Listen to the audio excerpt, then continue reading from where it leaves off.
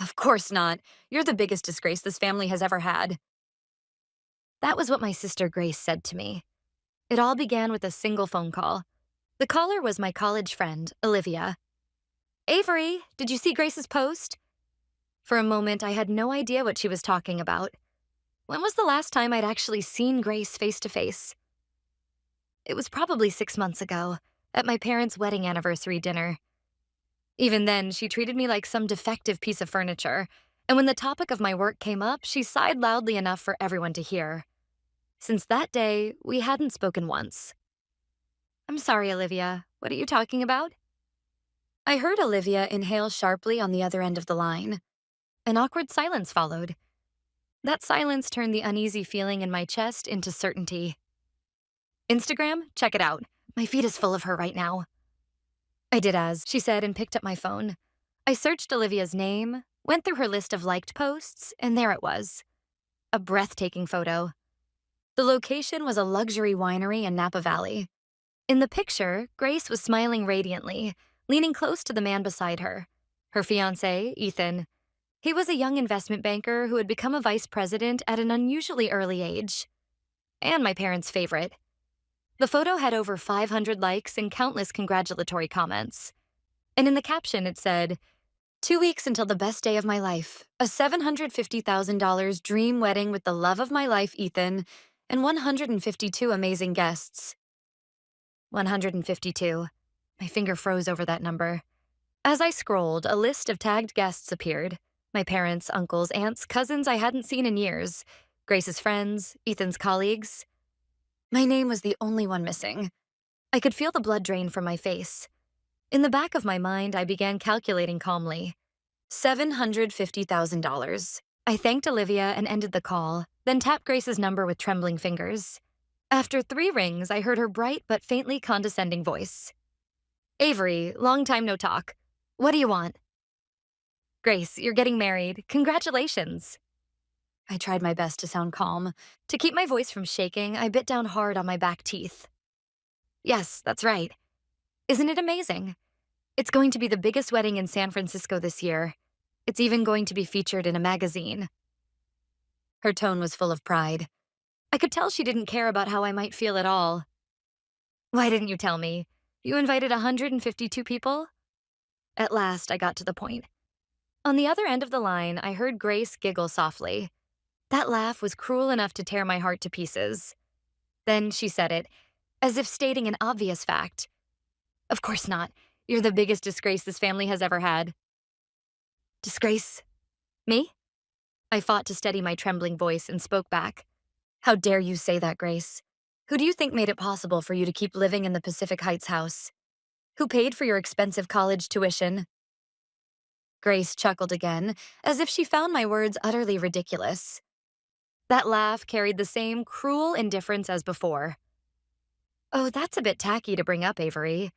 That was simply your way of making amends for dishonoring our family, wasn't it? It's only natural that you devote yourself to us. Did you really expect gratitude? Duty. Atonement. Those words stabbed into my heart like sharp pieces of glass. To them, all my years of support held no trace of love or family affection. There was nothing more to say. I see. That was all I managed to whisper before ending the call, not waiting for Grace to say another word. After hanging up, I couldn't move from the sofa for a long while. I wasn't one of the guests. What crushed me even more than the fact itself was the unshakable certainty that my parents must have known about the guest list. They didn't stop Grace's cruel decision. If anything, they silently accepted it. They chose appearances, pride, and Grace's favor over me, their own daughter. That silence spoke louder than any words, telling me I was no longer needed in this family. Looking back, maybe I was a fool. But deep down, I had still believed. Believed that some trace of family bond must remain. That someday they would acknowledge the way I live, the efforts I have made. That perhaps, one day, I might once again see the same smile my father showed me when I was accepted into medical school. What I had given them all those years wasn't just financial support. It had been my final hope, my outstretched hand for reconciliation. And Grace, with the silent approval of our parents, crushed all of it with a single sentence. What could possibly drive them that far? My family, the Bennett family, was well known in San Francisco. My grandfather had built his fortune in finance, and my father inherited it. They called themselves Old Money, taking absolute pride in their lineage and tradition. In their world, worth was determined by birth. Respectable professions were lawyers, doctors, and financiers. Everything else was considered beneath them. I had worked desperately to live up to their expectations, to be the perfect daughter, the brilliant sister. I still remember vividly the night I was accepted into the medical program at a prestigious university. My parents hosted a grand party at our mansion in Pacific Heights, inviting San Francisco's social elites to celebrate it. The crystal chandeliers sparkled brilliantly, and the sound of a string quartet filled the air as I shyly followed my father's introductions from guest to guest. When he raised his glass for a speech, the room fell silent. He looked at me with pride, his voice trembling slightly as he said, "Allow me to introduce my daughter, Avery. She has added a new and glorious chapter to the history of the Bennett family. She is the greatest masterpiece in my life." As the guests applauded warmly, I saw my father discreetly wipe away a tear. At that moment, his eyes held no calculation, no vanity, only pure love and pride. Away from the noise of the party, on the terrace, my mother gently took both my hands in hers. "Avery, you are our hope. Because of you, the Bennett family will always be secure." Her voice was endlessly kind, and the warmth that flowed from her fingertips told me that all my effort had finally been rewarded. And then there was Grace, still in her teens. She stared at my brand new dress with admiration and looked up at me with sparkling eyes. "Congratulations, Avery. You're really the best in the world. I'm so proud of you." That pure admiration, that unclouded smile, every bit of it must have been real. Yes, that night, I was truly the center of my family. I was loved, expected to shine, and represented a brilliant future, the pride of the Bennett family. That sweet, vivid memory became the spell that bound me for years to come, and at the same time, the fragile thread of hope I could never let go of. I kept believing foolishly that one day I might earn back those smiles they once showed me. But as I studied medicine, my heart began to drift elsewhere. How could I explain complex medical information in a way that patients and their families could truly understand? While searching for that answer, I discovered the world of visual technology. When I saw a single CG video of a complicated medical procedure give people more hope than any words ever could, I knew. More than uncovering the mysteries of the human body, I was drawn to the power of images that could move people's hearts directly. Between lectures, I began teaching myself video editing and started taking on small projects. It was the first path I had ever found for myself, one that no one had forced upon me. One day, as graduation approached, I stood before my parents and Grace and made the biggest decision of my life. I'm not going to be a doctor. I'm going to start my own company, a video technology business. I saw the color drain from my father's face. My mother looked at me as if I were something filthy. And Grace smiled triumphantly. "What nonsense are you talking about? Do you really think a daughter of the Bennett family would start some shady business like that?" My father's roar echoed across the marble floor. "Avery, are you out of your mind? That kind of vulgar work. How could we ever introduce you to our friends?" Grace chimed in, adding insult to injury. From that day on, I became invisible within my family. They never acknowledged my success. Even when my company took off and I was named in Forbes 30 Under 30, not a single word of congratulations came from them. To them, I was nothing more than a disgrace who had stained the proud legacy of the Bennett family. And yet, somewhere deep down, I still held on to hope. If I succeeded on this new path, maybe they would finally acknowledge me one day. It was on a rainy afternoon when my company had just begun to flourish that I saw him through the glass wall of the reception area. My father, standing there without an appointment. For a moment, I couldn't believe my eyes. Since the last time I had seen him, he looked as though he had aged 10 years. The expensive suit he always kept perfectly pressed was deeply wrinkled and pitifully worn. "Dad, what's wrong?" In my minimalist office, his presence felt terribly out of place. He couldn't meet my eyes, as if enduring the discomfort of being in the very fortress I had built for myself. "There's been a bit of a cash flow problem," he muttered, staring at a spot on the floor. He went on mumbling to himself about the economy, about being betrayed by longtime business partners, excuses whispered to no one in particular. The man who once called me the greatest masterpiece in my life was nowhere to be found. After he finished his stream of justifications, he finally glanced at me. In his eyes, I saw something I had never seen before: desperation. Just for a while, he said quietly. Until things stabilize with the company, could you help us financially? The moment those words left his mouth, alarms blared in my head. But the pathetic slump of his shoulders dulled my reason. Those strong arms that once held me proudly on that night long ago were gone. After a long silence, I barely managed to speak. All right. I opened my laptop and transferred the amount he requested. It was a sum far beyond anything he could have imagined back when he had sneered at my work as some shady business. With a single click, the screen displayed transfer complete. That helps, was all he said before walking out of my office without once looking back.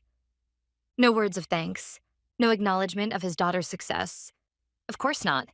His company was failing, and even the cost of maintaining their mansion in Pacific Heights had quietly fallen on my shoulders.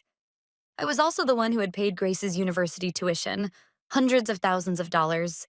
Without that money, Grace might have never met someone like Ethan, the elite fiancé she was going to marry. I slowly opened my eyes on the sofa. Outside the window, the world was already wrapped in darkness.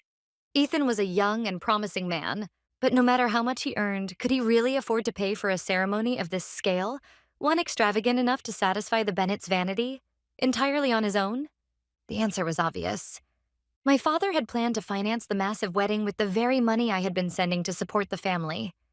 They intended to stage one daughter's perfect day and preserve the family's social standing, using the earnings of the disgrace they had cast out. That was their blueprint. They were building their bright, happy future on the foundation of my support.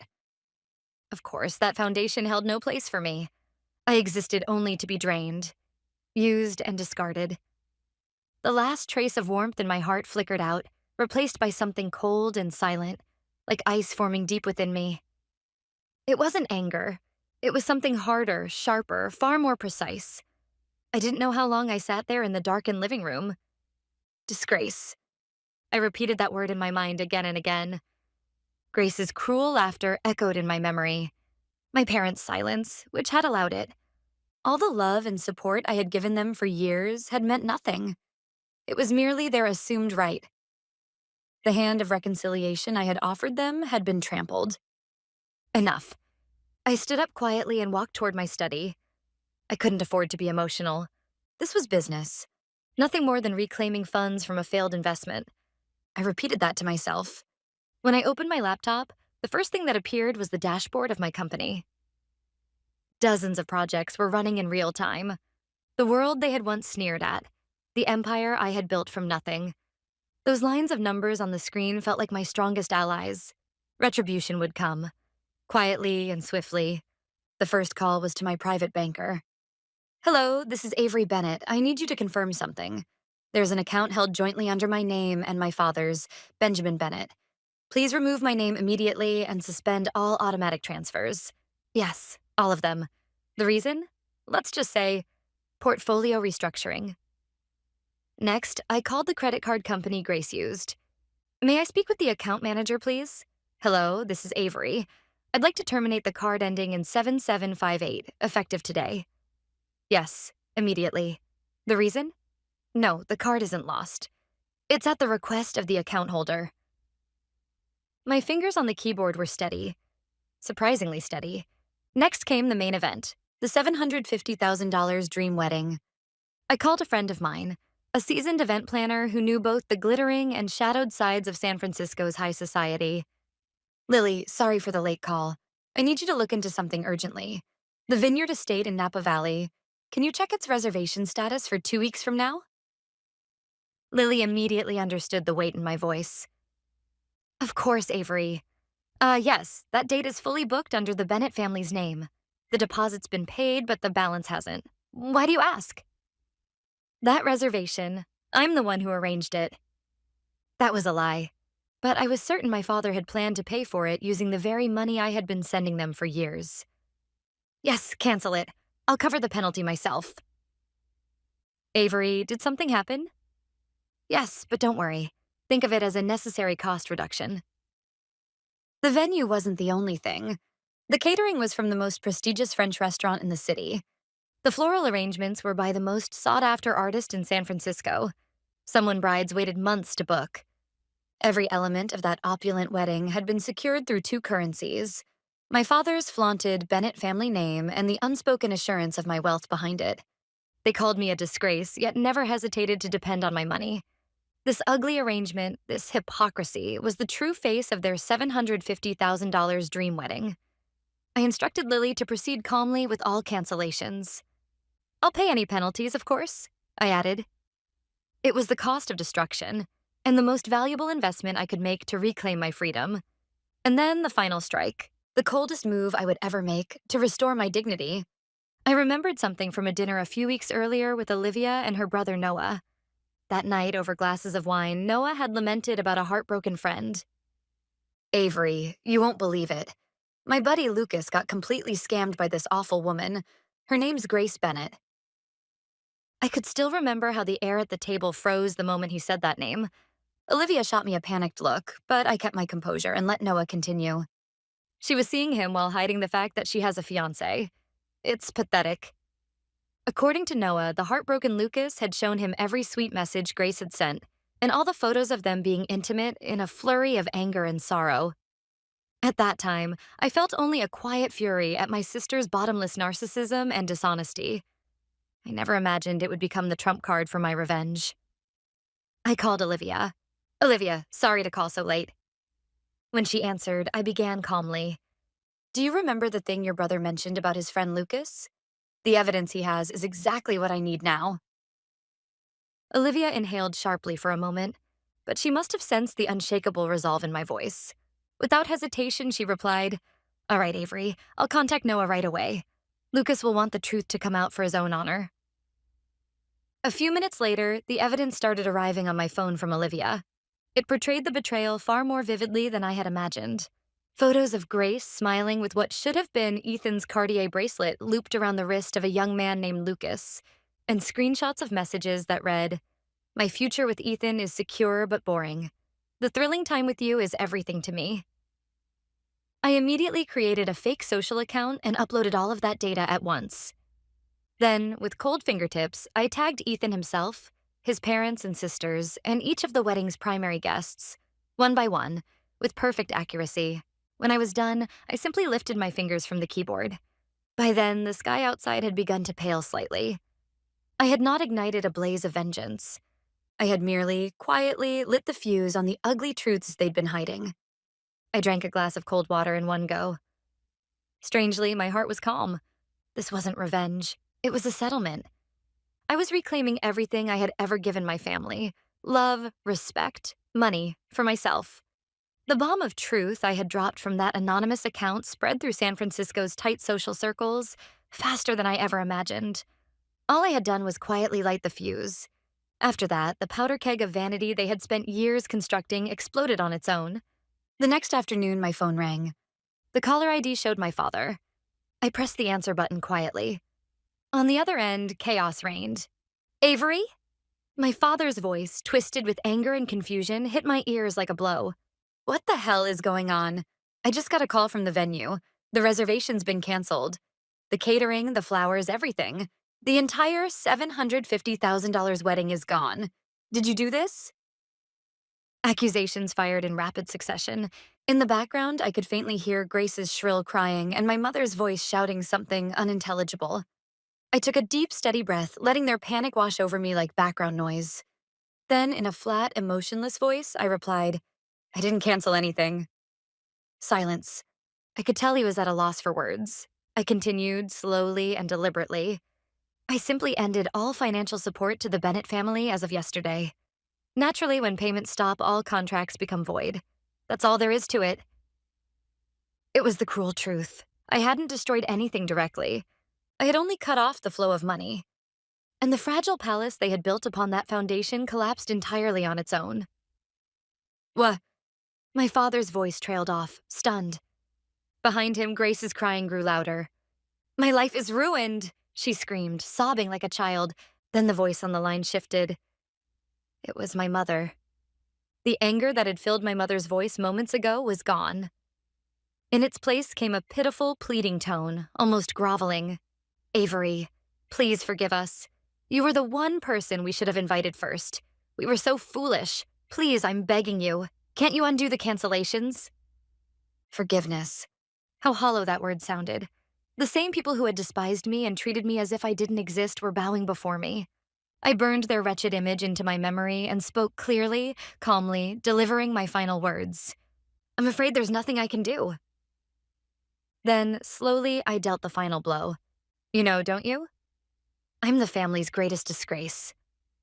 On the other end of the line, I heard Grace gasp. A moment later, that gasp turned into a scream. I ended the call before she finished. The words, "call ended," glowed on my phone screen. I stared at them quietly, as if reading the final line of a long novel. Still seated on the sofa, I opened my contact list with familiar ease. Father, Benjamin Bennett. I pressed and held his name, then tapped block and delete without hesitation. Mother. And finally, Grace. When I erased their numbers, I felt nothing. They were no longer my family. One by one, I cut every thread that connected me to them. Social media, email, everything. This wasn't just an ending. It was a beginning. I was reclaiming my life, my savings that they had drained, and more importantly, my dignity, which had been warped for so long by their values. Not a single dollar I earned from now on would ever be spent for them. Not a single second of my time or energy would ever again be wasted on their behalf. My life, from this very moment, is truly my own. And in the end, I'm not the one who has become the family's disgrace. It is Grace, the perfect daughter, the radiant bride-to-be with a brilliant future. Her mask was ripped away, revealing a shallow, deceitful woman who had betrayed her fiancé. Her relationship with Ethan collapsed before the wedding could even take place. The engagement was broken. Months have passed since the day their wedding collapsed. San Francisco's skyline is as beautiful as ever, but since that storm of a day, my world has taken on an entirely different hue. The fall of the Bennett family came faster than I could have ever imagined.